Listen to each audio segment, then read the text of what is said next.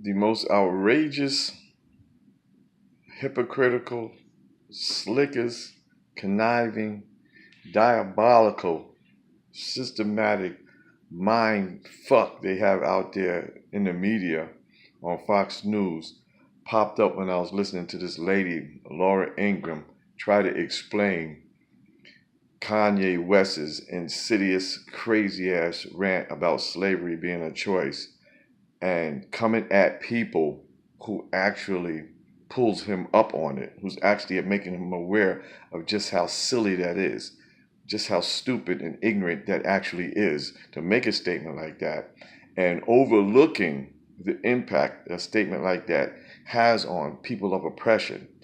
And these years and years of oppression, these years and years of systematic oppression, these years and years of systematic, diabolical conditions, policies, and regulations from state to city to town to the judicial system, to the housing system, to the medical system, to the governmental system.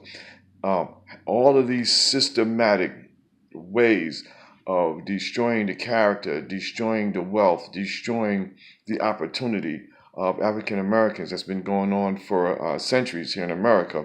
And for Laura Ingraham, to make an equivalent between that and what the leftists are doing. She's trying to take the plight of the oppression of a culture of human beings that was actually enslaved here in America and make that equivalent to the left people that they talking about who's complaining about stuff. So now all of a sudden you take the reality of oppression, stick it over here in the leftist society like it's the same thing. Like the oppression of African Americans and the fact that African Americans suffer from this oppression and the fact that African Americans actually verbalize the impact of these oppressions. Now she's taking that and putting that in the same box as the complaint of white privileged leftist people.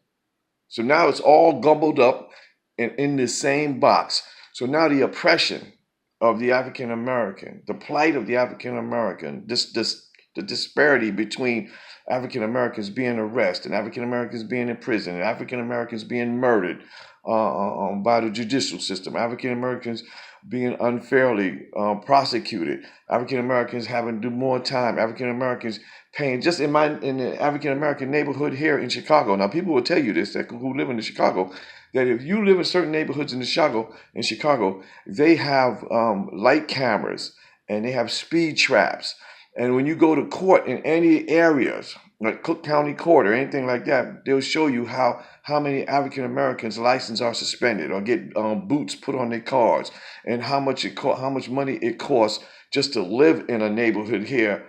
I've been in Chicago for 10 years. I've never been pulled over by a policeman and spent over $3,000 or $4,000 in tickets from lights. But in the north part of Chicago, they don't have those. They don't have those light cameras, and they don't have those speed traps and things of that nature.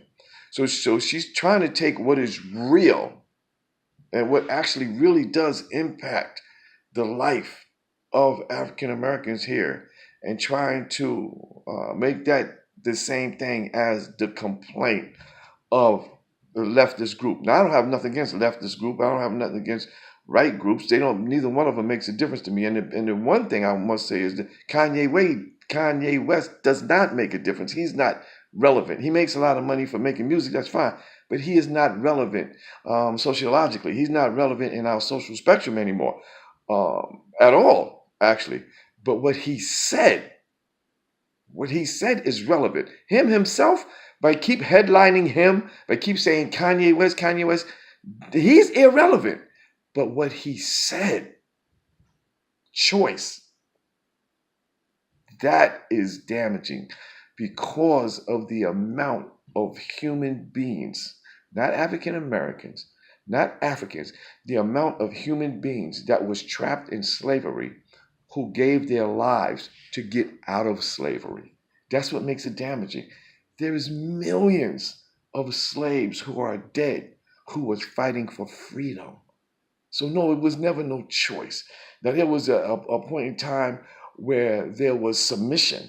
But slavery in and of itself, the nature of slavery is submission. It is self-preservation. Submit or die. That's what slavery was, submit or die. Some people died and some people submitted. But in either case is not wrong, because it's the self-preservation is the first law of nature, and you want to live. So if somebody's giving you a choice either to pick the cotton or either die, the chances are you probably pick the cotton. But it was never a choice. So what he said was disgusting and despicable. And for anybody to defend it is disgusting and despicable. This is Humanity First, Benjamin Johnson.